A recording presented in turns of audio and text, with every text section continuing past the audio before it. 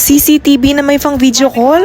Wow, ang astig! Ito nga pala yung V380 Pro. Ay mga mare, nung nakita ko to sa TikTok, napabili agad ako. Kinuha ko nga pala yung may SD card tsaka yung may cord. Napakaganda talaga ng CCTV na to mga mare. Ang dami niyang features mga mare. Naka 1080 HD, naka 360 degree rotating camera, a two-way motion detection with communication. Ay mga mare, susunod talaga yung tingin ng camera kung saan ka pupunta. Pwede ka pang makipag-communicate ng live sa mahal mo sa buhay kahit nasa malayo ka. May kasama din pala siyang manual mga mare kahit di nyo naman binabasa. Next ko lang din yung SD card na kinuha ko, 128 GB. Ito na save yung mga videos na pwedeng i-playback mga mare. At 4.2 meters naman yung haba ng cord. Iangat lang yung ulo ng camera, dun ilalagay yung SD card mga mare. Ito din pala yung kasama niyang charger, adapter, tsaka yung wire. At ito naman yung pipindutin kung gusto mong tumawag sa mga phone na nakakonect dito. At kung tatawag ka naman sa CCTV, automatic na mag-a-answer to. At automatic na lilitaw yung pagmumukha ng tumawag sa may screen. Madali lang din pala tong i-set up mga mare. Scan mo lang yung code. Tapos mga mare, download mo yung V380 Pro. Register ka lang, tapos i-connect mo sa Wi-Fi. Kung wala kang Wi-Fi, mag-hotspot ka mga mare. Night vision nga din pala tong CCTV na to. Kahit patay yung ilaw, malinaw pa din yung kuha ng CCTV na to. 100 meters nga pala yung abot ng CCTV na to. Ang kagandahan pa nito, kahit nasa abroad yung mga mahal mo sa buhay, i-download lang nila to, makikita na yung mga nangyayari sa bahay. O ano pang hinihintay nyo, i-click nyo na yung yellow basket.